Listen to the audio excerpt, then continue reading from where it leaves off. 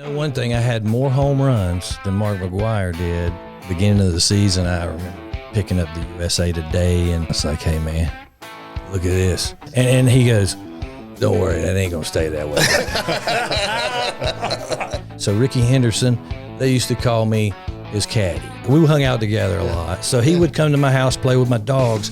He'd get my keys out of my locker and be sitting in my living room with my dogs. There you go. When I got home. Can you walk us through what you would do with your son if your goal was to get him to that level now? What would be the process?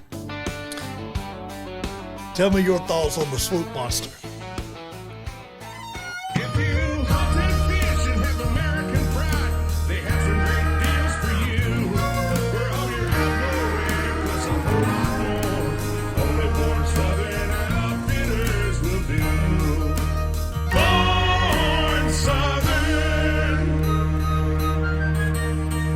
Welcome back to Born Southern, and today we've got Union County legend baseball player Andy Tomberlin, and I got a whole pile of hero stories growing up a few years younger than Andy. And Chris, I think you played baseball against him. Brian, you was younger. And I never met him, but I've heard about him all my life. When we were growing up, we all played baseball. That was a big thing here. And so Andy was two or 3 years older than me. So that's all we got to hear. All of us that was a couple years younger than Andy, that's all we heard at every level of baseball was Andy Tomberlin, Andy Tomberlin. And so finally, I was probably about 12 years old, and Don and Bert come down there. They was going to take a look at all of us, the 12-year-old all-stars, because they coached the 13-year-old and 14, 15, all. Well, when they got a hold of Andy, they coached him every level. They didn't want to let him go. Followed him. Yeah. They followed him up the chain. Yeah. So they brought it. They came down there, and here come this fella with them. And, he walked with a little flair about him. And I said, damn, he ain't bigger than me, but he looks older than me. And he looks like he's confident. And then he got up there on the pitcher's mound. And so they were going to let us see what it felt like what the next level was going to be like. And I knew right then, I said, I'm going to have to work out harder and start wrestling. I'm going to start wrestling, playing football, because I can't hit him. I said, man, that daggum curveball he threw, I swear it broke that far. I mean, we were little like that. It was crazy. And so we had, we grew up, and that was kind of your measuring stick, was baseball, not just here in our county, but the whole state, because y'all dominated North Carolina. What year, Andy, did y'all win the state championship? 1984. We were, I don't have a lot of stories because I graduated 86, but I remember we would always play you guys. We were Sun Valley, Piedmont, but we were in two different conferences. So every time we'd play you guys once or twice a year, maybe just once most of the time. But we would always put, whether it was at Piedmont or whether it was at Sun Valley, we'd all be like, Andy's not pitching. They're not going to waste him in a non-conference game, a game that don't really matter. They're going to wait and pitch him in an important game, and we ain't got a hit against him. So I would be like, oh, I'm so happy. Man, we'd be out there. I'm going to get done with the hero stories, but one time I remember, we was all trying to get our first home run on the high school field, And so we were over there watching the older guys play before our game, and Andy pops one up and throws the bat, he's mad at him. And we're all like, that's a home run. That's a home run. And the ball goes all the way into the football field over there, and Andy's mad because he didn't hit it as good as he wanted to. I only got it over by 50 feet. Yeah. Man, I'm upset about that. It was great, but we wanted to have you on today mainly because, that was some good stuff, and that's the way childhood should be. Every generation should have somebody leading the way for them up through there, and so there's a lot of people in this county that's got a lot of Andy Tomberlin stories, and that, if you had never met any other celebrities and stuff, that was – Andy was our celebrity. Yeah, he was a hell of a football player, too. Oh, yeah, he was a great – listen, here's another one quick story, and I'm going to hush so you can talk. I came over to Charlotte Knights after you started coaching over there, and we were looking at doing an event with the Knights at the stadium. And so what was the guy's is ended with a ski. I know that, didn't it? The main Jim, the president of the Charlotte Knights? Something, Onowski or something like that. Jim Rogowski. Rogowski, that's right. He's a great guy. Great guy. And we just couldn't make it work for what we wanted to do together. But him and another girl was out there, and so we're walking around and talking about how we could make the event work and everything. And I said, how's old Andy Tomberlin doing? I said, he's working with you guys now. He said, you know Andy? I said, yeah. We all grew up together down in Union County. And he said, yeah, man, we love Andy. And the girl's like, oh, I love Mr. Andy. And she was talking about him like he was, that was probably the first time since I started getting older that I was like, well, they're talking like Andy's old. Well, I'm Andy's age, so we are getting old. And so, but she didn't. I said, yeah, man, because I'm still thinking high school stuff. And I said, man, that Andy's an athlete. They said, really? Because they weren't used to him as an athlete. They were used to him as a coach. Yeah. I said, yeah, man. I said, man, I remember in high school, I said, Andy was like 5'10". I said, he would take the basketball, and this is what a good athlete he was. He would walk up under the basketball rim, flat-footed, and I seen him do it, jump up with two hands and dunk the ball flat-footed. And, we're all trying, everything we got trying to touch the rim, and this joker's over there can do, this made me mad. I'm like, damn, he can do everything. And then we get to track season down there. You remember this? They went up and got him off. Maybe. He's the best athlete we ever had at the school, So the track meets, I can't remember if it was the county meet or the conference meet, but it was close. And and they had all these fast guys, we didn't have it. We couldn't touch them. They said, Coach Ball said, run up there and get Andy. Run up to the baseball field and get Andy. And I'm like, for what? So we run up there and get Andy. Andy comes back down there, gets down there just in time to get in the starting blocks with his baseball cleats on. Everybody else is down there, boom, boom. Andy stands there and I'm like, what's he doing? They shot the dang thing off. Andy outran the whole conference down there. And as he gets to the end, he didn't know he'd never run track before. He steps over the other lane. He's get disqualified. He's 10 feet in front of everybody. And stepped into the other lane, didn't know no better. You remember that? I stepped on the line, got disqualified. Yeah. Oh, I remember that. Oh, yeah. Oh, my God. I running in his baseball uniform. Yeah. Went from baseball practice right down there. They made me change my shoes because I couldn't use my spikes, but they made me change my shoes. Yeah. And I think I might have borrowed somebody's shoes. Yeah. And then I put those on, and I kind of got ready, and, I thought I won, but when they talked about it, I stepped on the line and got disqualified. So I went back to batting practice. Yeah, there you go. Know what? So I was a loser right there. I went back to batting practice. I feel like that was one of them 10 cup moments. Yeah. That was like a 10 cup moment. When he hit the ball in the water, then he hit, 11 more till he got a hole in one. Yeah. He's like, he's just like, he said, people will remember that more than they will remember the winner. Yeah. That's true. That's dude, it was great. So, how many major league teams, Andy, did you play for? I know you played for Oakland because I was always an A's fan. I know you played for Pittsburgh and the Mets, right? Yeah, I started out with Atlanta. Right. Excuse me, out of high school, signed with the Atlanta Braves. Right. Then I became, I was on their major league roster. I was taken off the roster, picked up by Pittsburgh Pirates. Right. Then I played for Pittsburgh. Then I played for Boston, Oakland, New York, and Detroit, and Cleveland. And then I went on to work in the front office with the Milwaukee Brewers. And then I went to the Chicago White Sox for 15 years after that. Was it Detroit where you got hurt? Where you hit the wall making the catch and you split the back of your head open? It was in Detroit. I was playing for the Boston Red Sox. Okay, that's right. It was visiting. Yeah, I played for both teams. Yeah. So some people asked me. I remember seeing it on ESPN. I knew that it happened in Detroit. I just couldn't remember which uniform you were wearing. Yeah, it was Otis Nixon was playing center field, and it was a kids' day where the whole stadium is full of kids. So all the local schools had their kids at the game, and it was a day game, and it was just electric with the kids yelling. And I couldn't hear, we couldn't hear each other talk. Right. So the ball was hit. Kirk Gibson's hitting, and the bases are loaded, 2 outs. And I'm running back, and I don't hear Otis tell me I'm close to the fence. I'm thinking I know I'm near it, but I'm not the kind of player that if I pull up and let it hit the fence and don't catch it, I might not be back in the lineup. So I just got to go after it. So I did, and there was no padding on the wall. I did have the ball in my glove. I saw it on video, on TV, on ESPN, and then when I hit the wall and then collided with it real hard as my head hit the metal piece, and it shocked me forward, the ball came out. Yeah. And then, Chris Berman back then was saying, hey, look, this is Andy Tomberlin making a superb, outstanding attempt on this fly ball. Had it in his glove, but it came out. And then now it looks like he's a hockey player because he's got blood all over him.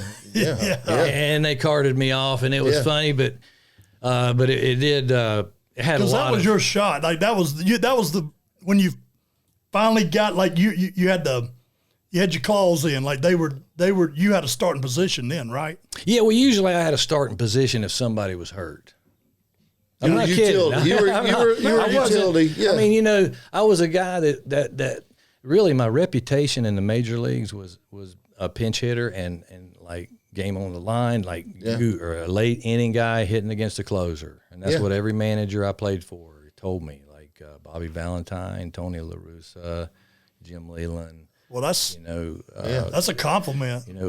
I even I have so many stories about that because I always wanted to say I wanted to be a starter, but I was really blessed to take whatever they gave me. Right, absolutely. Heck yeah, absolutely. So you're still less than 1% of the people on the planet doing exactly. it. Talking about that and the A's. Yes. Okay. Tell me about your first at bat in the majors. Oh, my first at bat in the majors, Pittsburgh Pirates.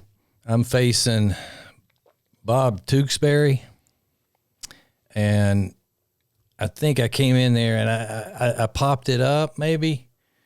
It's really hard to remember, but I made an out. But with the A's is what I mean. Wasn't your first at bat with them something spectacular?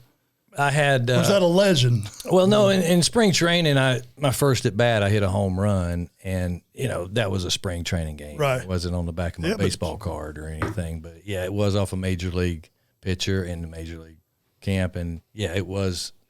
I had a good start there, and I had a good run with them, and I loved Oakland. Yeah. It was a great place to play. How was McGwire?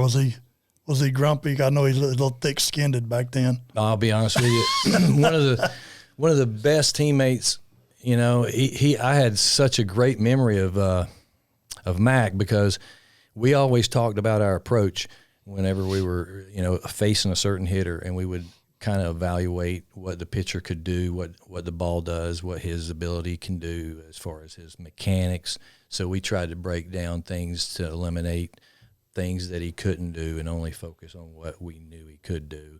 And in some cases, the way a mechanics works, if somebody is throwing a certain way, you can't get it to the opposite side of the plate, so it's going to be on one side of the plate based on mechanic-wise. Right. So then now what you're doing is cutting it in half. Yeah. So you see a lot of guys on TV that make it look really easy. It's because they've done a lot of homework. And also some of them that don't do as much homework and still make it look easy. That's a real special gift. And those are guys like Rickey Henderson and guys like that. But he did do a lot of homework. And he was a great guy too. The story has went around for all this time that they walked McGwire to load the bases to get to you, and then you hit a grand slam. That's just go with it, Andy. Go with it. Well, I'll be honest with you. There were so many spring training, like that could have happened. And I know one thing. I had more home runs than Mark McGwire did. And beginning of the season, I remember picking up the USA Today, and I was eating breakfast with Mark McGwire, and I was like, "Hey, man, look at this." Yeah. Look at this. I got 4 home runs. You got 3. Yeah. And he goes, "Don't worry, that ain't gonna stay that way." And I said, "Okay, no problem. But I'm just gonna keep this piece of paper." Yeah, that's right. Because this is something special. I live in the present. What about Canseco? Were you all the? Wasn't around Canseco other than just playing against Canseco. Yeah.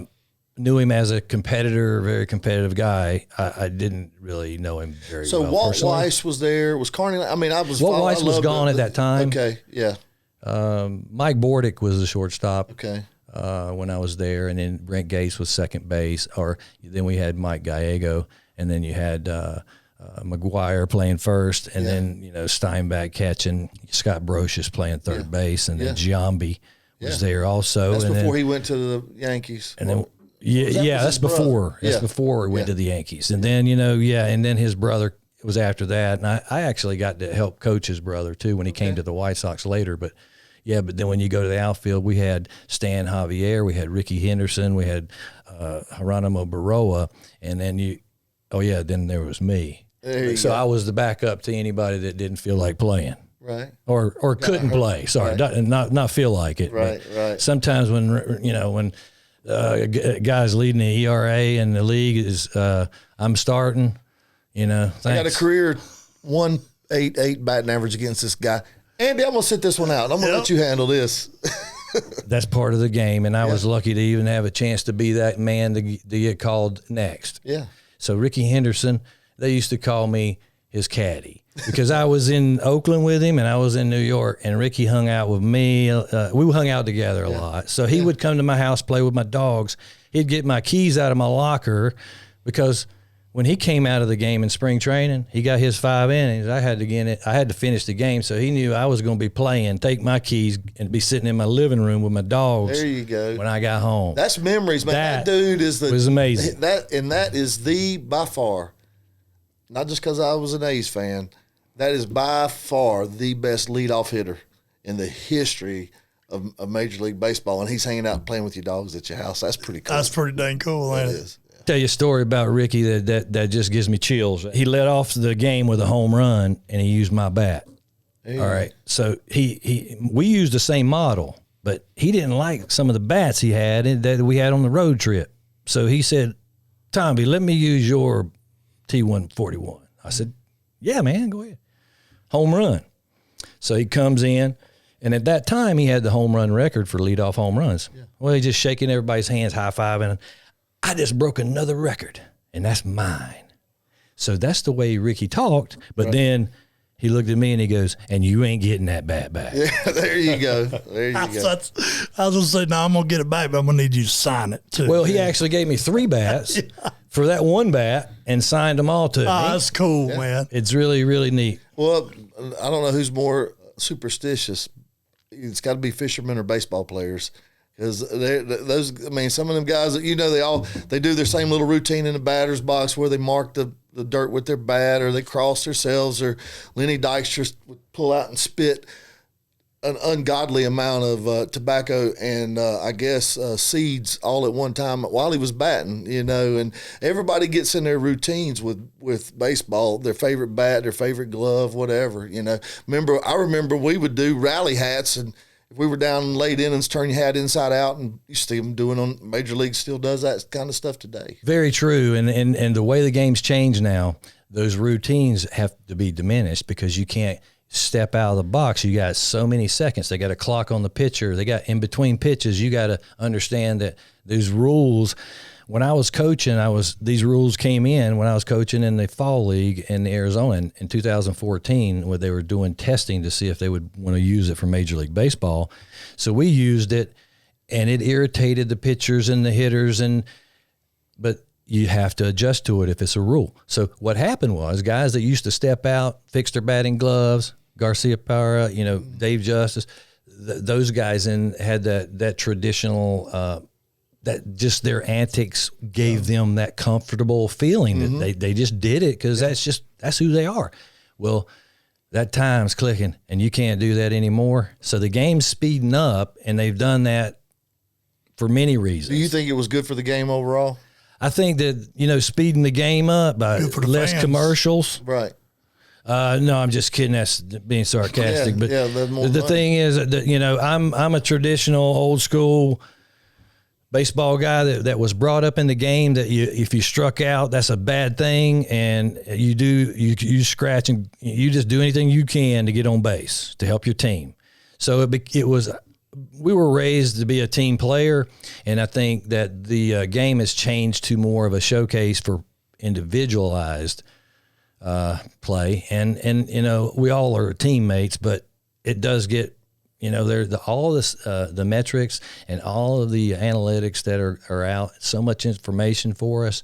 It's changed the game, and we could talk about that forever. But I just think it's changed to a point that it lost a little bit of my heart. Yeah. You know. I mean, that was one of the things about baseball, whether the game took 2.5 hours or 8.5 hours, if you're going 9 innings or seven innings and then 9 in the pros. And that was part of the stigma, or part of the, not the stigma, but the tradition. It was part of baseball that you weren't in a rush.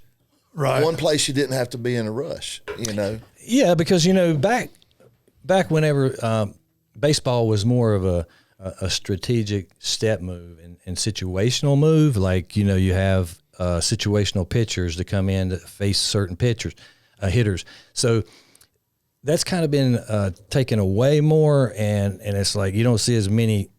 Well, if the pitcher comes in, he's got to face three hitters now.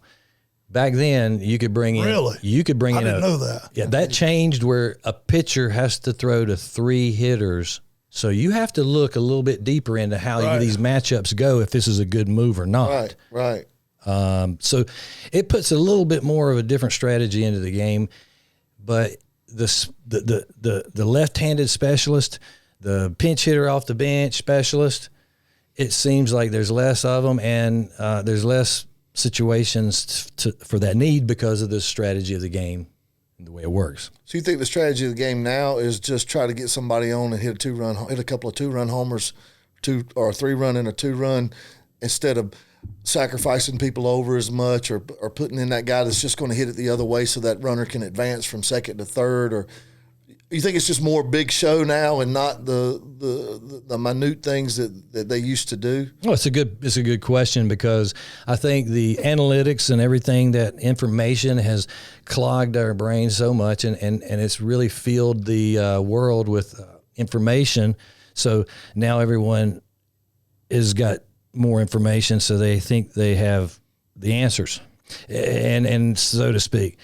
I just feel like if we had more traditional baseball like we used to have, I would love it more. But we have to adjust to what they give us. They make a rule, then we try to be better at our game within that rule. I see it in baseball and in football. The head coaches, managers, they'll always normally side with the analytic call, because I think it's less pressure from the fans and the owners. I'm going to go for it on 4th down right here because that's what analytics says to do, not because my gut tells me that we can do it. Same thing, you know, with switching a pitcher out based on your gut feeling of how he was feeling when you were talking to him versus statistics. Well, the statistics are going to be on your side if you're in front of the owner. Well, I was just doing what analytics said to do. But that takes away what you're talking about. That takes away that gut feeling, the tradition of it, you know. Right. You know, and when I was playing, it was all about me. Now, when I started coaching, it was completely about the player. So what I realized was, what is the best? Now, I realized how good my coaches were when I had success, because they are the ones that put me in that position. Right. So I was really, now as a coach, I'm in that position to try to help players, put them in a better position to be successful, and to try to prepare them for the information about what they're going to be up against. So now you have a decision to make based on what you can do and what the pitcher can do and what the game situation is. So we have a plan before we even start. And that's kind of where it still is that way. It's just that you don't see guys sacrificing bunts to get the runner over as much. And the analytics say that, and the stats are what they are. But I'm always debating against it, because, you know, we always talk about analytics, always talk about exit velocity. How hard does he hit the ball? He hits the ball really hard. All right, what kind of rotation does the ball have? Is it top spin or back spin? Because if you can hit the ball as hard as you want with top spin, and it's not going to go much anywhere. Actually, it's going to hit the ground and slow down. So what we're trying to do is create backspin. And some of the things you see, guys like Aaron Judge, is lifting his swing. Well, everyone's not as big as that man. He's a special, great athlete, great human being. Like I can't teach somebody that way, but for him to have that success is awesome. But for a young kid to think that they can hit that way and they don't have that size, leverage, and maturity. And I saw Aaron Judge in the minor leagues all the way up before he got to the big leagues. And he was a really good player the whole time. But he adjusts his swing according to his opponents too. So he's made adjustments. I'm not taking anything. I love the player. I wish I could have played anywhere close to that kind of ability, but I respect it. But I can't teach that. Right. You think any pitchers are scared when he gets up to bat? Yeah, you know that. You know, if you look at the stats, you know he's done some damage to somebody, and you might be the next one. That's for sure. They better know that because you know that's why. You know, I watched him. I'm watching him play in the WBC. They're playing the World Baseball Classic right now. I'm watching every game, so I saw every game already, and I'm into it because, well, I'm connected with Germany, I'm connected with Australia, and I have a lot of friends that I'm helping too. With baseball, you know, over the, video, over the internet, and just being able to communicate with them, and they're proud to be able to play with their country, and still, you know, at that stage, I get more excited about the WBC than I do a Major League Baseball game sometimes because there's a whole lot at stake in pride. Mm-hmm. Not saying that MLB is not; they all are too, but it's a different adrenaline when you see the kid, the men playing out there, and they're so talented and the best in the world playing for their country, and they might be on the same team in the United States, right? But they going to war right now, right. Yeah. And that's fun to watch. Patriotism makes it a whole different game. That's exactly right. So I saw a video this morning about the catcher kicking was that AI or was that real? And that the catcher kicked him in the face, and the batter in the face, and then the batter went down. Major League Baseball, I swear, or on the world. I think it was. I don't know. I just know that there was a situation where old teammates were gonna, kind of give a little gesture to one another, and one did not. Cal Raleigh did not want.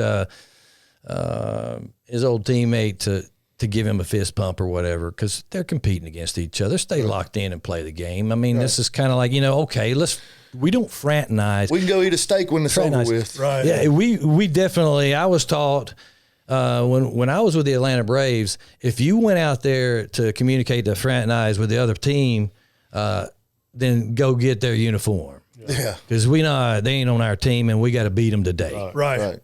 And then you can be friends after the game. Yeah. Well, who's the best, like that you don't have to think about? Who's the best baseball player that's ever played the game, one, and that you've ever played against or on the same team with? Like who do you feel like you've been there and done that?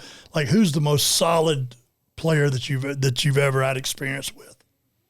Oh, I got a lot of feelings about this because there's so many that I could say, but who stands out? It's almost I can tell you Deion Sanders was an amazing athlete. Okay. Right.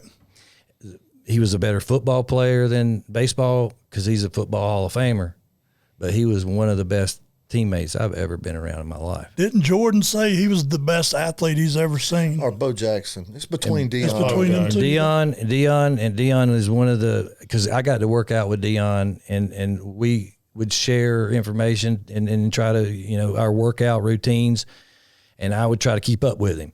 All right, Rickey Henderson, same thing. That's how I try to, just get all the information I can to find out how do you get good jumps on, stealing? How are you able to see the ball so well and be so disciplined at the plate? So the question is, I got to say, Deion was good, but Rickey was a better baseball player. But both of those human beings right there made me a better player and a better person, because they gave me respect, but they gave me tough love too whenever I needed to hear it. And I gave them respect in the same way, even though they were so much more of a superstar than I was. I could tell them the same thing. Right. Well, they respect you, I'm sure. Exactly. So, because I mean, I'm going back to high school, but there wasn't nobody could touch you speed wise at our school or in our conference, really. So, we all know how fast, the legend are about Dion and all Rickey, this stuff. yeah. So, compare yourself to get into first base compared to those guys. Like, how competitive were you speed wise? That's a good question, because I challenged them. And I mean, you can move. Listen, that's why you got drafted, right? You went down there to the first thing that got their attention to you. I know that it was your arm and hitting too, but wasn't it your time from home plate to first base the first thing that they noticed about you that kind of separated you from the other guys? That's a great question, because they didn't want to admit that I had a good my time was good with my running, because all they wanted me to do was pitch. Right. Well, I was bidding to be a player. Hey, I can hit too. I Right. can run. I can do these things. Yeah, good. Wait your turn. You're a pitcher right now. Right. So I did that for 2 years. I went to Australia, started playing the outfield, led the league in hitting, and then Atlanta came over and said, let's look at you a little bit more. Right. Well, then they gave me a chance to go into the outfield in spring training the very next year and made a team. And by May, I'm leading the league in hitting, and I was a pitcher for 2 years before that. Wow. Never hit. Yeah. But, God gave me a Good hand-eye coordination. Hey, I just pray that I could just do it another day, because sometimes I wanted to pinch myself because I didn't, Did believe you ever it. play with Michael Jordan when he played baseball? I did get to play against Michael Jordan when he was with the White Sox in spring training. Yeah. He went to Double-A in Birmingham. But in spring training, I was with the year he was with the White Sox. I was with the Pittsburgh Pirates, and we played them in spring training, and I did get to see him play, and always wanted to meet him, and I got to shake his hand out there and talk to him a little bit. It was fun. So who won? I don't even know who won. I mean, were you close down there? I think I won because I got to shake his hand, and just say, "Hey, man, I met Michael Jordan." Because I'm talking about between you and Rickey and our times. Your times. Okay. Yeah. Well, they posted our times, and a lot of times you'd come in the door, and they got the line up there, and sometimes they'd have times of your running to first base, and then I remember Dion seeing that I had a better time. And then Dion's like, and then next thing I know, Dion's locker's right next to mine. And this is the first thing that I met Dion. He goes, "Hey, somebody told me to watch you. Somebody told me to watch how you hit and how you play." And I said, "Are you serious?" He goes, "Yeah." And I'm like, that's awesome to hear that. Yeah. But I'm nobody. I'm a minor leaguer in big league camp. I'm not a big league player at this time. But that was a great moment for me. You had to be. Listen, I want to ask you one more, just because this was just when baseball was still great, and this was before the strike, and I always resented Major League Baseball. So 2 points.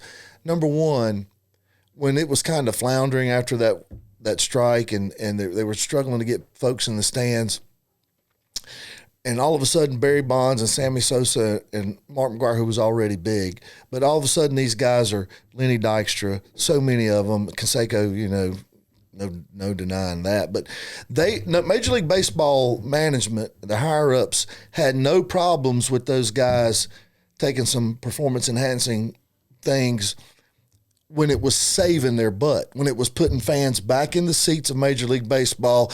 Think about the electricity that was going on those summers when they were chasing Maris's record and all that. And then 4 or 5 years or 10 years later, they got these guys before Congress crucifying them.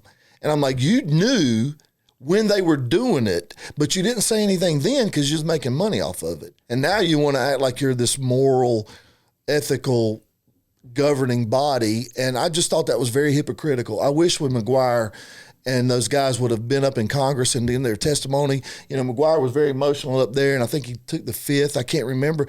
I wish one of them, because they're going to get blackballed anyway, it's for Hall of Fame things and stuff like that. I wish one of them would have said, yeah, I took some juice, and y'all knew it then, and you didn't have a problem with it then.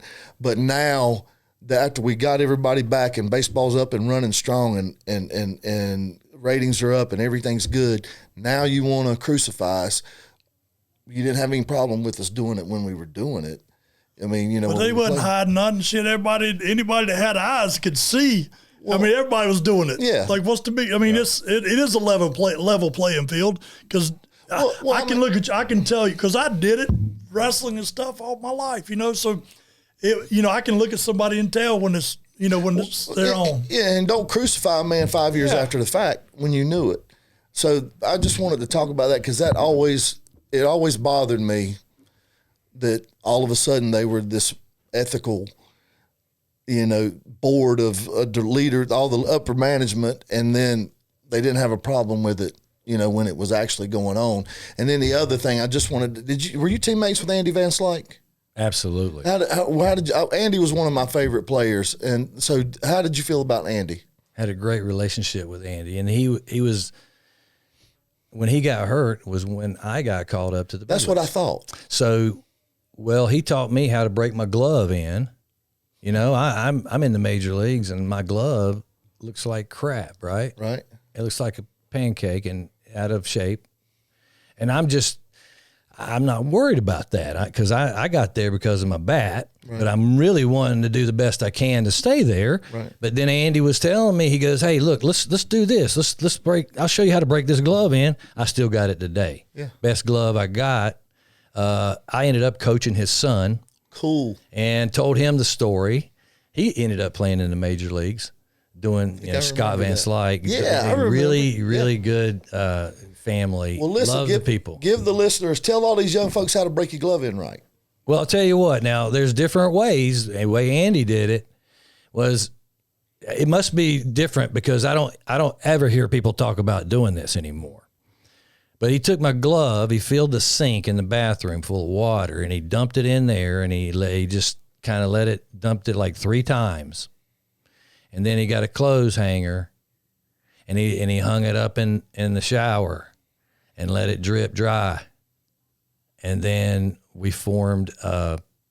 took 2 baseballs in the pocket and wrapped towels around it, and then it dried more with those baseballs in the pocket. So now it's formed. The ball has a pocket, and then, you want to try to put your hand in it at times so it would all kind of give it.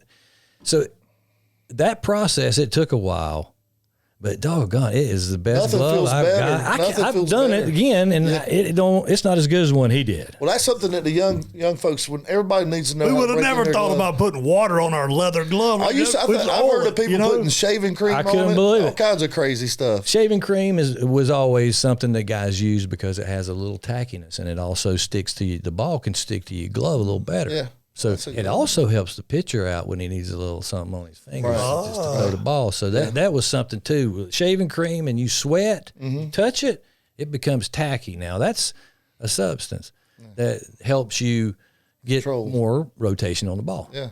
So that's kind of one of those things that, I had no idea. I just hear people talk about it. I pitched. No, I threw.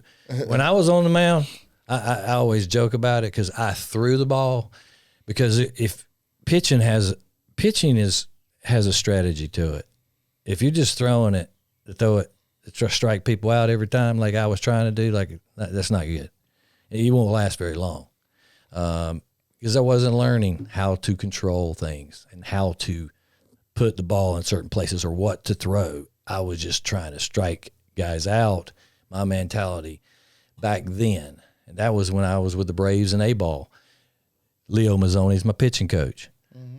He's jumping talking to me and yelling to me and spitting on me at the same time, telling me, "Hey, you got to," telling me to grow up. And that was awesome. I still talk to Leo, and I got his number, and I talk to him every once in a while. Cool. I love that guy. Well, that's awesome. So back to Chris's question about the people doing the juice.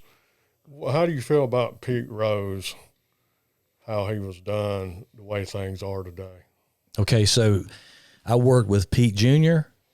We were working together with the White Sox, and I really got a chance to know a little more insight about Pete because Pete was my favorite player growing up, and Absolutely. I used to act like him in the backyard. You kind of modeled your play after him. And I wanted to be Pete Rose. Yeah. So then later on, I'm like, why in the world did they ban him? And I didn't understand this. And then when I was a professional player, we had to sign, we can't bet on baseball. Well, and it's a shame because now you see commercials on TV promoting betting and enhancing players or anyone to bet. And it really is a contradiction to my heart, thinking that the guy that has the most hits in Major League history didn't get rewarded for that in his lifetime. Now he's passed away. And they give it to him. Pete said, I won't make the Hall of Fame while I'm living. Yep. And that hurt my heart just to hear him say that. We met him in Vegas. We were going to get him to come do a little event we were going, and he kind of told us the same thing, that he had made a couple of key people mad, and they had just decided that they weren't going to give it to him in his lifetime. And to me, it kind of echoes the same kind of hypocrisy as the steroid issue. Because, look, you knew that was going on, and now you're gonna condemn them, and now you let everybody bet on major. And the ones that did get caught, there were some major leaguers that got caught. What, they did get like a 1 game fine or something like that. And wasn't a lifetime Pete was ban. betting on himself. Yeah, to win. He was every betting time. to win. But so the hypocrisy is, you should have let the man in the hall before he died, because you already opened up gambling to anybody, and everybody can bet on games now, online or whatever. So I really wish Major League Baseball would have handled some of those things with players that really built their brand. McGwire and Sosa and Bonds helped build, establish. The brand was there, but they helped build on it. And certainly Pete did. Oh my gosh, you know. Yeah, Pete put a standard out there. It was Charlie Hustle was his nickname, and then he lived every moment of that. It seemed as if he was so competitive, that made him so good and so much better than the average player. Hitting from both sides of the plate, hitting for an average, getting so many hits, and being a leader out there on the field, and just knowing his son, knowing how strict some of the thought processes of how they work about baseball is understood about why he was great. But looking at the difference between him and the steroid era of how people are not getting admitted into the Hall of Fame because of that. Well, it's a shame because a lot of people never even got tested, never got busted. Just because you didn't get busted, or if you were actually taking it, you're just as guilty as the one that got busted. It's just that if that's a rule, make it for everybody, and then check everybody. Right. And I know they are, and they did, and they cleaned up a lot of that. It wasn't. They didn't test for steroids when all that was going on, did they? Not to my knowledge, and I know that they did test for other things, and they did test for several things, but there's things that doesn't come up on a test, and then there's ways to get around them that I don't know. Right. But there's a lot more educated people in that field that were able to maneuver their way around and not get caught, I'm sure. Yeah. I wonder about human growth hormone. That probably is something that they may not have even tested for. It's the greatest thing ever invented.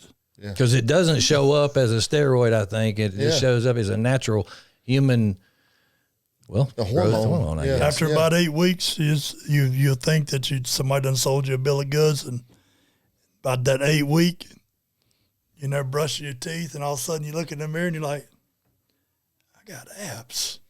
This is great. That's great. Hey, listen, I ain't gonna lie. I ain't got nothing to worry about with it. But the before we get too far along, the one thing I do want to get across today, though, because I've done it, you've done it. Anybody that's got a son or daughter and that you want to see get to the next level or even the highest level, you know, like back in the day, it was different when we were coming up. You know, like it was just different. Like you had a back pocket full of FU, you know, and you reached back there and grabbed out a handful of it every time you stepped on the field, and that's the way you attacked the game. You know, like, I mean, I remember I wasn't even a big baseball guy, but I played, you know, until, you know, Babe Ruth and stuff was over with, but I could see, you know, like he played like Jester taught us to wrestle. Like Andy, Andy had that Jester mentality on the baseball field. But things have changed now, and you know, back then we played every sport. We played it. You know, we wanted to be the best at this sport during that season. Then we switched to this. You know, and nowadays, you know, like I felt bad for Cannon growing up, honestly, because we wrestled year round for decades, you know, with him. I mean, because I felt like that's what we had to do. And so, you know, that sucks for a kid because we got to go out and we played hard. We probably took it more serious than the kids do nowadays. Oh, I hated losing. Oh, my God. Yeah. And so we really went after whatever sport we were at. But I feel like the parents take it a lot more serious today than the parents did back then. And I feel like they'll do anything to give their kid a chance that maybe they didn't have or their parents didn't know how to get them there. So that was a long way to go around about saying, if you have a 7-year-old son right now, and he's a, you know, you can tell he's special. He's already got an arm. He's got hand-eye coordination's really good. Everything's perfect.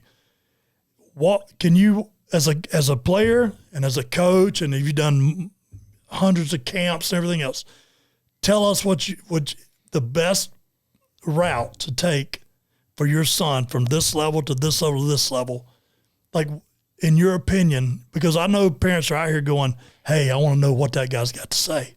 So can you walk us through what you would do with your son if your goal was to get him to that level now? What would be the process?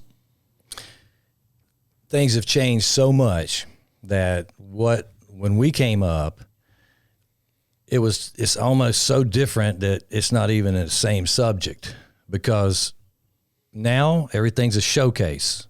It's not about competition, about game on the line. It's about how many bats do I get? How many times do I get to throw the ball? How many pitches do I get? How many innings do I get?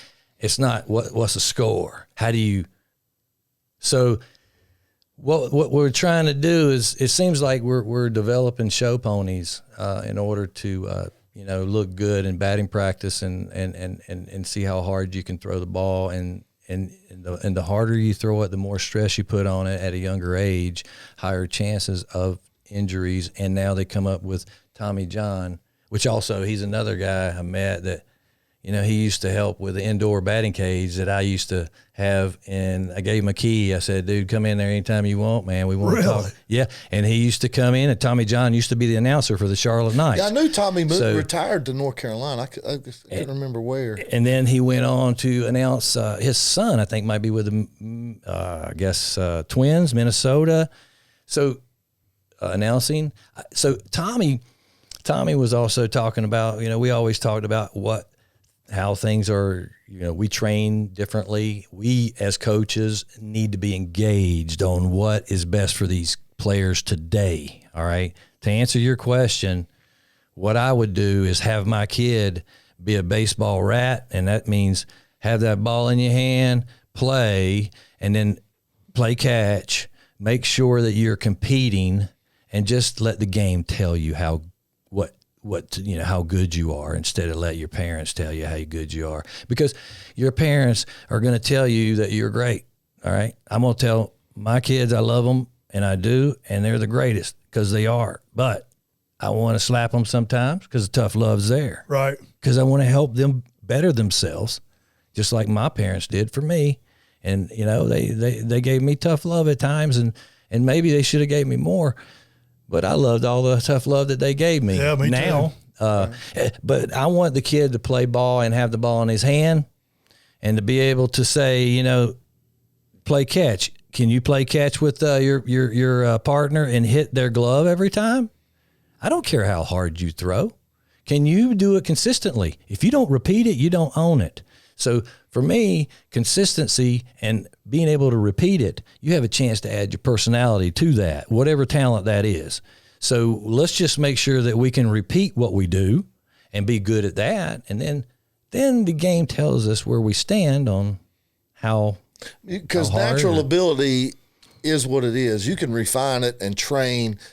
I mean, listen, I was a wide receiver and a pretty good one, but the best I ever ran was a 4.67 at Wingate when they were looking at me going there. And I don't even know how I ran. I mean, look, there's no training I could have done to make me run a 4.40. Right. There just wasn't anything that I could work on my hands. I could work on my footwork, you know, but there's some things that kids are either born with it or not. You can refine it and develop it, but if it's not there, no matter how much desire they have for the game, they're not going to be able to overcome it. At a certain level, they're either going to top out in middle school or high school or college, and just some few people are going to be like you and make it all the way to the show. You know, I'll tell you what, you know, going on to this about what I would do for my kid is like, it's such a stressful thought. Yeah. Because it's so much pressure on me as a parent to not make a mistake and try to do the best I can. I don't have a book to tell me.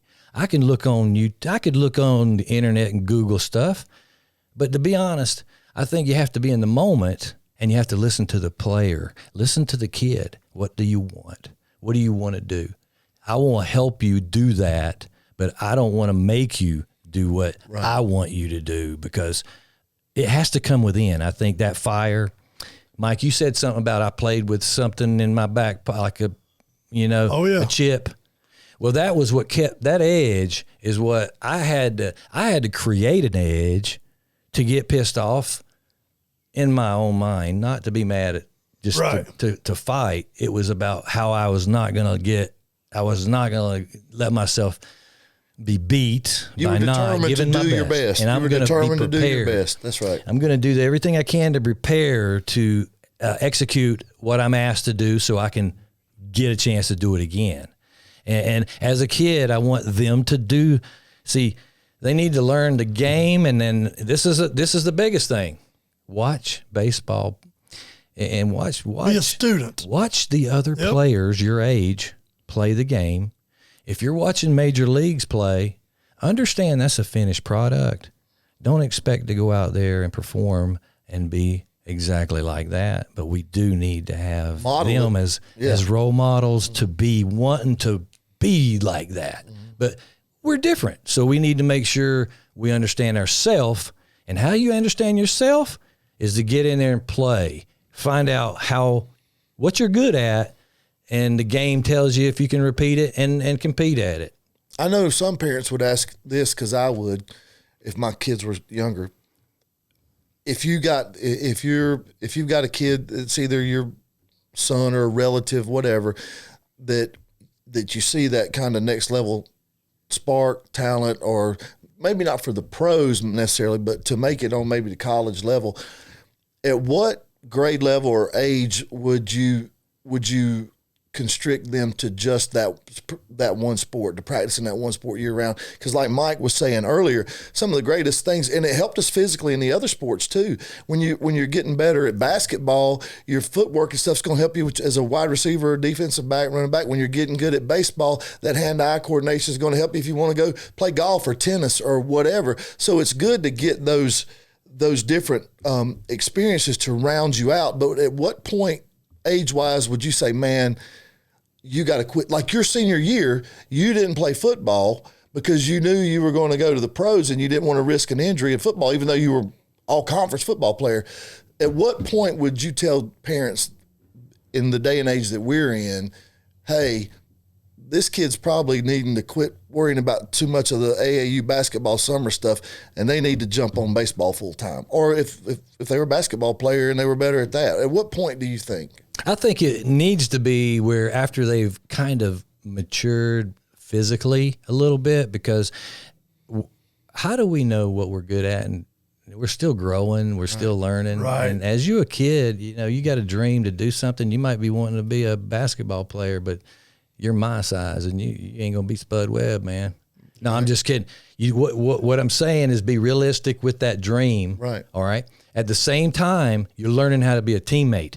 The reason why it was so good to play other sports and be involved is to learn how to be a part of that team, to help them, and to be respected by that team, so you could be wanted on someone else's team, so you could get to a better level. So that was the concept and thought process that I had, and I would want others to have. And that's why the way I coach is because, especially when we're in AAA and there's guys coming to me going, Coach, what do I got to do to get to the big leagues?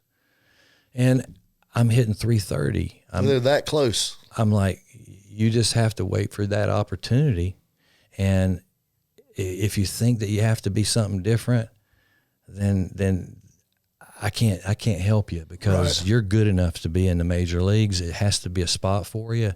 And I've experienced that where I was good enough, and I knew it in my mind, but I had coaches tell me, you could be in the big leagues right now if there was a spot for you. And it pissed me off at first, because I thought, you know what, why don't I have a spot if I'm good enough? Well, it's just the way it works. If they own your rights, they own my rights for 6 years. You got to play 6 years to be a free agent to go to another club. So you got to put time in before you have the option to go see what somebody else thinks. But they do have a chance to pick you up on a rule draft if you didn't get protected on a roster during the off season. In professional baseball, another organization can say, "Hey, we're going to take that player and draft him and put him a higher level."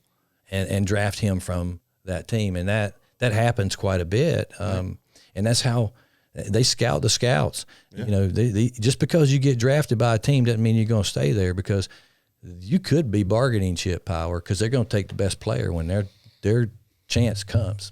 Our good friend Sam Howell, we played football at Sun Valley with Duke Howell. His son Sam went to Chapel Hill and then had a great career there, kind of cut short with COVID. But then he made it. He was the starter his second year. He started for Washington, was leading the NFL in passing through the first 8 games. But I think he had like 160. He got hit 160 times in the pocket that year, some crazy number. Got sacked 50 times or some big number. But, I mean, he's great, good. Again, like you, one of the best athletes ever come out of this county. But one of the things that he was at Minnesota. He's got traded around a few times. He just signed with Dallas this week.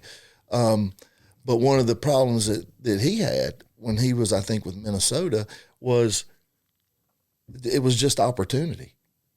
I mean, he's good, but there are only a finite number of rosters in Major League Baseball or in NFL.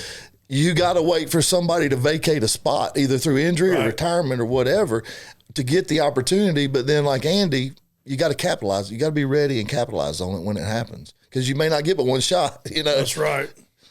So, tell us a little bit about. Because we were all, we all there. Everybody was all pulling for you. I'm sure you were aware, but when you started, your first year out of high school, and when you got drafted and all the stuff that was going on, we're all down here cheering you on, and whether you knew it or not, that was a big topic around here. Like, you hear anything about Andy? Well, you seen Andy? I heard Andy was in town. I knew your mom and daddy and your brothers, and I didn't really know Candy that well, but me and Sandy, the middle brother Sandy, who's the biggest one out of all of them. Big, lean, big, and which it sucked for Sandy, because Randy comes in, and I think Randy held the Russian title at Piedmont High School for 30 years. So Randy was this amazing athlete. Then Sandy comes on, he gets to be the baby for a little while, And, you know, Sandy is and then damn if this Andy didn't come around. Ruined everything for Sandy. Yeah. So Sandy had Randy on this side and Andy on this side. And so I like to aggravate Sandy a lot. But so we knew about how everything grew up around there. But I guess a lot of people don't know, just because you get a major league contract, does that equal to millions of dollars right out the gate, or do you have to pay your dues and build your way, walk your way through the, 1.838, 2.838 in pros? Yeah. Right. Yeah. You know what? That brings up a question that that I have every day. They cut back the number of drafts. They don't draft as many players anymore. Really? They cut back minor league teams. So there's less development in baseball and organized baseball now. So you have less scouts. You have less teams and less. Well, it's just now they have the complex league, which is a spring training facility where it's almost like, it's a good thing to have, because you can have anybody at any level preparing themselves to go to where they belong. So they're getting themselves ready there. But they do play like games, like compete against each other. But we don't have as many pros in the minor leagues because they did away with them. And I don't know if everyone knew that, but I didn't. There's less rounds in the draft. And also it really hurts because you don't see amateur free agents signing. I signed out of a tryout camp because, a scout told me he thought my arm was hurt. I pitched a lot in high school and my arm was sore a lot. And I was honest with the scouts. How's your arm feel? Well, it's sore as hell, Yeah. Well, that's the truth. I wanted to be truthful because I just wanted to say, man, I want you to want me. I ain't going to lie to you. So anyway, they passed up on the draft. So then Atlanta calls me to Atlanta and asked me if I wanted to go to a tryout they had. And I went down there and I went as an outfielder, and I hit 2 doubles off of 2 college seniors, and I was just graduating high school. So they go, well, good job. Sit on, go over here and sit on the bench and there's probably 150 people at this thing. Right. So I'm sitting around waiting. We run out of pitchers, and then scout goes, can anybody in the stands pitch? And I just raised my hand. He goes, all right, we'll go over there and warm up and give us an inning, and because we need some more pitching to get the rest of the hitters in this camp. So I struck out the first 3 guys. So I'm like, good, this is over with. So I go walking into the bench, and he goes, can you do it again? And I'm like, what? He goes, can you throw another inning? And I'm like, yeah. And I didn't want to say yeah. Yeah. But I'm at a tryout camp. Yeah. What are you going to say? Do everything they you want better you to say do. yes. Yeah. So I did. I struck out the next 3. I struck out 6 in a row. Then I was done with that. Then one more pitcher came in. We finished. It was all over with. They talked to everybody, and they said, okay, thanks a lot. We'll call you if we feel like that you are potentially professional, and we'll give you a call. Well, I got a call, and they wanted me to be a pitcher, and I was like, why? I want to be a hitter. I'm an outfielder. Well, I went there as an outfielder, but the scouts saw you pitch, and they think that you're left-handed, had a good curveball, decent fastball, and they thought that I was going to be a better professional pitcher than I would be a hitter. Okay. So I said, all right, damn it, I'll do it. I want a uniform. Give me a uniform. I'll work on that and see if I can't convince them to be a hitter. Yeah. But it took 2 years. I did it. Then I went to the big leagues after that. Now, the scout that signed me, the Rod Gilbreth and Paul Snyder. Paul Snyder is a legend and a Hall of Famer, and I've heard seen his the name. movie Trouble with the Curve with Justin Timberlake, Clint Eastwood. Yep. It's based on his story. Yeah, this is a real guy. Really, I love that movie. Yeah. So that was based on a real story. I'll be dang. And Paul Snyder basically was very. He had a cigar in his mouth. He didn't really smoke it all the time, but he always chewed on it. And he was always just like the movie, he always asked me how everything was going on at home. He didn't give a shit about how I was playing because he knew I could play. Right. You gonna be all right, son. How's everything at home? Yep. And this is exactly what that movie was. And I got chills and almost started crying because it was so real that it touched me. That was part of my life. And it was also the person that had a part of my life. If it weren't for him, I'd never be, I don't think, I mean, there's a lot of people that helped me get there. Right. But he was the guy that sit on the park bench in Sydney, Australia, when I was a pitcher for the Braves, and goes, "What are you doing in Australia? You're a pitcher for us. What in the hell are you doing?" I said, "Well, you guys won't let me hit. These guys will." And it went from there. Yeah. Yeah. That's awesome. So during this time, you're saying there's less opportunity now Yes. for these kids. Yeah, in organized professional baseball, that means that when I say organized professional baseball, that's an organized major league team that has minor league system to feed it. Right. You You have less minor leaguers now, so because they have less teams and they have less drafts. What happens? More independent professional leagues are popping up all over the United States, and now they're all over the world. They're because these kids need to go play ball. Right. Anybody that was didn't get drafted but still a good player and got a lot of heart and drive, that guy can be a great major league player one day if he's given the opportunity. I know this because if it can happen, I've seen it happen, but I know that if you give them the more opportunities, it's just the law of averages that you're going to get more out of it. So it really hurts my heart that there's less supervised, organized training, and all the independent teams. You on your own, brother. You're basically on your own. You're out there to try to make a contract with the team. Right. So do you think the kids are staying in college longer? Baseball players. Well, if they're getting good NIL money, if they're good enough, because there's more opportunity. So it changes the game so much that now, I go in, I coach. I'm coaching, right? And this is a story I've told a few times, and I'm like, well, I'm having to give this hitter some information that he don't want to hear, and I know it. And he speaks Spanish. He doesn't speak English, and I have an interpreter. And I'm like, well, I got to be careful how I speak because I want to make sure he gets the proper way I'm trying to present it to him. Right. Not.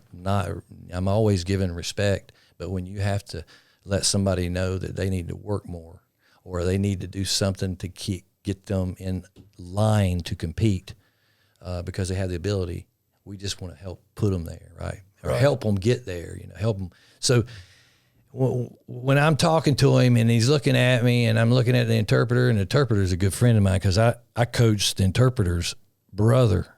Yeah. I just knew we had a great rapport. I trusted everything he said. And he told me, he said he really likes you because you're telling him things, that he don't hear usually. And it's kind of tough love a little bit, but he doesn't know how to explain that to you and he don't want to say it. But I tried to keep that, and it's Yohan Moncada. So Yohan Moncada he was with the Boston Red Sox, and they gave him $60 million when he was like 16 years old. So he's driving a Maserati in the parking lot, and I'm driving an old beat up truck out there, and I'm telling you what to do, and he's thinking, what am I driving, and what are you driving? Right. No, I'm just kidding. It's just a joke. Right. It's a joke because it's kind of real. It hurts is what I'm saying. Right. It's because I've got the experience to help them. But they get paid so much more than what the past got paid. It's just relative. And so it was that way too. Well, my coaches said the same thing. Yo, you guys get all this. We never got that. Well, it gets better and better and better. Right.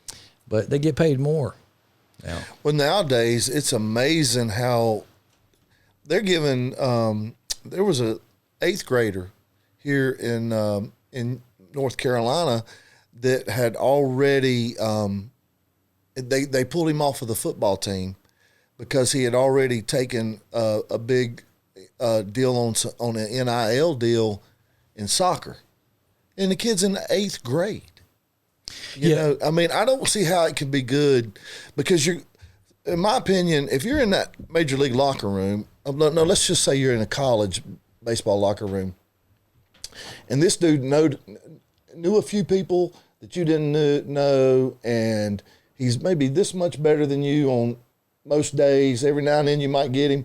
This cat is only this much better than you, and he's making $750,000 in NIL money, and you're not making any.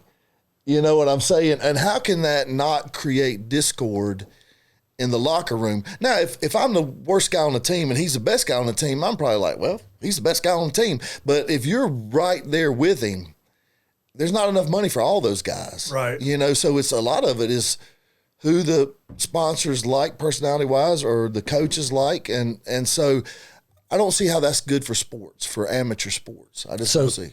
So it's gotten out of hand because right now there's no regulation on it. Now I think Congress or hopefully that they can put a cap on some of this where it's more regulated and not, you know, taking advantage of some kids getting NIL money. They're getting paid and then transferring to a different school, which is making, you know, a lot of people upset. Take the money and run. That are giving the money. So they're gonna find ways to tone this and to tame it somewhat, maybe to get it where it does maybe help those that need help. But they're going to have to, otherwise they're going to be. You're not coaching kids anymore. You're coaching CEOs of major corporations because some of these kids are getting millions. Yeah. It's like, how are you going to talk to that kid the same way you're going to talk? I mean, you can't get the same out of them. I think it's like they say, you know, it's just like the way we grew up, man. You feed a dog a steak, get him full, he ain't too hungry. That's right. So if you keep feeding, the hunger is less. So I go, well, incentive-based, you produce, you provide, and you repeat and you lead, then it gives a chance to be, you know, rewarded more. But that isn't a world that we would want it. No. It's just that some people get rewarded before they do anything. Right. Yeah. That's what we do a lot in our culture right now. It's instant satisfaction, instant gratification. A lot of sports, I'll watch some games where a really, really good team of AAU players happens to be on the same high school basketball team, and they're beating a team by 60. And you know, the coach, if you ask the coach, like, man, why you got your starters in? I've had these conversations. Well, I don't have them all in. I got three starters in. They got to get at least this many more points before I can take them out, or their parents will move them out of here. They have to hit their average for their numbers, for their stats, or the parents will take them out in the middle of the season. Right. Okay, we're up by 60. You average 24. You've only got 21. I'm going to pull you out. No, you ain't. Not till I at least get 3 more points. You know what I'm saying? So it would be hard to coach. And I think that's one of the reasons why some guys like Krzyzewski and Roy Williams and Nick Saban, and a lot of them have folded up their tents and called it a night. And it's not maybe because they were necessarily ready to quit coaching. It's just that some of these kids are uncoachable. Yeah. And it's not the kids' fault. It's the culture that has made them think that they're above the coaches and the other the players that are 2 or 3 years older than them or whatever, you know. Listen, we're gonna have to have you back on for another episode because you got so many good stories with famous people and with you and your life experiences that we want to have you back. I think people are going to love this. And then going back to growing up around here before we cut this out, because we want you to come back. If you'll come back and do another episode with us, we'd love to have you back. But growing up around here, we had Eric Purser on here the other week, and I've seen it. Stacy Broadway came in and saw it, and you grew up over here too. Tell me your thoughts on the swoop monster. Do you believe it, or have you seen it, heard about it, or you don't? What do you think? That's the legend, right? Everybody talks about it. You always heard about it. Polk Mountain. Remember, nobody go camping on Polk Mountain because it'd snap limbs. You know, my thoughts, I don't know. I haven't been able to see or witness it. Yeah. But there's so many people talked about it that I trust. that it's hard for me to not take it a little bit more serious. Dude, I was the same way. That's kind of what I think. I mean, I just hear too many people that I know are not. They're not trying to make money off of it. They trying to get famous. They ain't got no skin to worry in the game. They just talking about just talking. They ain't trying to, this is, I'm like, wow. I told them when I was growing up, or especially high school and all, because that's when everybody was, getting into it. But I didn't believe it, but I was skittish about it. And then when I saw it, it changed. It messed me up. It messed me up. Andy, when's the first time you heard about the swoop monster? I couldn't tell you, man. I've my whole life. I don't know. We always got, because, hey, I like to go outside and, hey, don't let the swoop monster get you or something. That keep me in the house a little bit longer. It was one of those things, man. I grew up, I stayed outside more than I stayed inside. I think, mom's always like, hey, we ate already. There's something left probably, but I called you. You just I didn't want to leave the game I was playing out there. Right. So I came in and I got scraps, and lucky to get that. But I was close to the house because I didn't want to get swooped. There you go. I'm telling you, Brian doesn't believe it. Around here, even if you just know because you hear it your whole life. I heard my grandparents talking about it. And my daddy's one of the most stoic. We've shared that story. He's like complete. He's like Yowzer. He's not going he's going to be skeptical. But then he's had his own personal. Even my dad's had some personal, instances with it. So it's just people that have no reason at all to make this stuff up.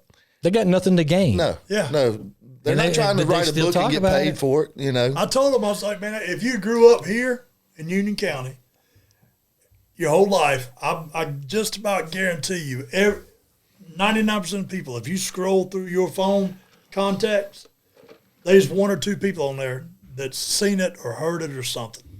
I mean, everybody has. And what about, we got to get an update on it because they just had 5 or 6 sightings in one day in Ohio. Yeah, just past week. Yeah. Did you see that? Oh, I have not seen that. I'm going to check that out. Traveling soccer. Wasn't it Ohio or was it Kentucky? I think it was Ohio. I don't know. I can't remember, but it was either 5 or 6 within I think 8 total, but 5 or 6 were within just like a few hours by multiple people. So. Well, look, we're gonna wrap it up here in a second, but I want to thank you for coming. And I posted something on Facebook probably 7 or 8 years ago, and it didn't have anything to do with the podcast, but I was like, hey, we all grew up here in Union County. Who's the best athlete that's ever come out of Union County? And man, my Facebook got flooded. And it was what was his name, Tillman or whatever from Parkwood that did he got bronze. John Tillman, and the long jump, and then the kid. He's not a kid now, but I was just talking about him. I know his mom and dad from seeing him in business at the courthouse. The guy that was the receiver that played for the Redskins. Oh, Crowder. Yeah, Jamison Crowder.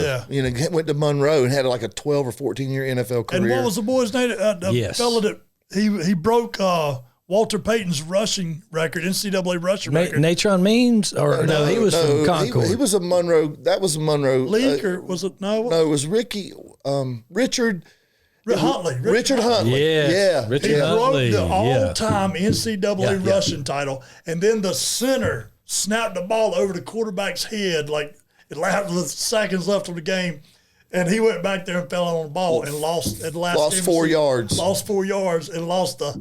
I said, boy, that's a hell of a teammate right there. Yeah, that's right. Because I'd have been Cam Newton, and I'd be like, ball. Yeah, ball. Somebody grab that ball. I'll kick it over there towards you. Yeah. And he also played for a while I'm a Steelers fan, and that's one of the reasons why I followed you when you went to Pittsburgh, is I just love Pittsburgh sports. But Richard played for the Steelers for a little while. Yeah. But all those people, and some of the younger guys now, all those people that John Satoris, people that was before our time. Yeah. That he played a long time in the big leagues, and he wasn't he was a starter. Really, he was a guy in the big leagues. He was a pitcher, starting pitcher, right? Phil, Phil, Phil and Mark, and Yeah. I mean, But your name, my point was, your name was number one. You got nominated more than anybody. You did. Yep, I remember that it. grew up in Union County, and so I mean, your name popped up. They were throwing your name like dimes, and that's the effect you had on people around here, And I think Jester had a part. I know Don York and Burt Braswell and all them baseball guys. We were lucky in this area to have some of the guys we had, working with us back then, even though I No wasn't doubt a great about baseball it. player. great support system. Yeah. And then Jester, he wasn't a baseball guy, but we all played. He taught football. you how to compete and how taught to you how to bear down. how to he was a more into getting you physically ready, prepared to have endurance to play the full game and not be tired at the end, because that's where the game's the most important. And that's how I remember him coaching us. That's right. He was the coach that if he said, run through that block roll right now, like you didn't ask questions, you just go head down and you figured out a way to get through that wall because Jester wanted you to. That's right. But I think that was we grew up with some good men around us, and I saw that in the way even the way you played baseball or basketball, football, everything you did. You had that I'm going to win look on your face, and I think that I don't see that as much with kids nowadays. And but that was you touched a lot of people in this county, whether you know it or not. Absolutely. I mean, just being over at Sun Valley while you were at Piedmont, we always had our eye on the paper. We were always looking at, and I remember, I don't know if it was your junior. Did you play at all your senior year or football? In football, no, I did not play. But I remember your junior year, you were right there in the top of the rushing leaders at running back. Your senior year, and I think you missed a couple of games, didn't you? Mm-hmm. Junior year, I meant to say. I think it was, yeah. Yeah, and because I remember, I was like, I think you missed a few games, and you still almost got 1,000 yards rushing that season, or you may have got there. I can't remember. But it was impressive, whatever it was, because that one thing I know is football, and that was my thing, and so I was always looking like, what are these guys doing? How many catches I need to keep the county lead this week? Those kinds of things, and so I can tell you from somebody that wasn't from Piedmont or Unionville, just somebody on the other side of the tracks over in Indian Trail at Sun Valley, you had an impact on people, not just that went to Piedmont or went to Unionville or lived around Unionville. You were like that's what I want to track. That's how I want to go. That's what I want to do. That's right. That's right. I appreciate all that. It's a humbling. It's just amazing to get that kind of, just to get with this respect that you guys are giving. I'll be honest with you. I really felt like I wasn't that good. That's probably why you got where you are. When I was playing against these guys in the big leagues, I realized I wasn't that good. Well, you were there. Yeah. I was there, but I'm just saying that once you can be a big fish in a small pond, but you got to realize that the ocean's pretty big, and there's some big ones, big fish, and there's also better ones. My dad always told me, he said, you know what? I hit 2 home runs and threw a no-hitter one night. And he said, who'd you play? I was like, well, he goes, the Girl Scouts, laughing. And I said, you know what? It don't matter. I got so mad at him, I didn't want to talk. Well, he told me years later, he goes, I just didn't want you to get so confident and complacent. He goes, I knew how good the pros are, because he played minor league baseball. He said they're good. That's the best in the world. He goes, but you got to understand that you might be good here. We don't know how good you are, till you face the good ones, and that's the better players. That's a good dad. That's the way he told me. Yeah. Listen, he's just hopefully just now starting to figure it out, Cannon. But I tried my best to keep him humble the whole time coming up wrestling and stuff, because I was like, it's always going to be somebody better than you. And if you're that good, you should never have to talk about yourself because everybody else is going to be talking about it for you, you know. And I got that because of him. Yeah. I was like, he was so good. He didn't have to, you know, we was all talking about him. Yep. Because he was that good. Yep. And so that's why I coached him. I wanted him to be that good at wrestling where everybody was talking about him. You don't need to talk about yourself. I felt like, and maybe a lot of us did growing up, like you had to keep that little bit of a chip right there all the time, you know. It was like, and I wanted him to be so good that he never had to. That wasn't part of his stress or life during the day. You didn't have to feel like you had to prove, because everybody done seen you, and so they know you ain't got nothing to prove. Right. And it's worked out good. He's a lot better wrestler than I was. So. You know, that's a great thing to say. And to be honest with you, Rickey Henderson, I spent so much time with Rickey. Rickey goes, hey, you know, I go, hey, Rickey, how do you handle the press? You know, everybody, you know, they just hound you all the time. Everybody wants to your autograph. Everybody wants to talk to Rickey. And they did the McGwire the same way. But Rickey goes, I don't really have a lot to talk about, you know. I just talk with my playing. And then he said, I go, well, how do you, when they ask you how good you are, how can you explain how good you are? He goes, I never have to.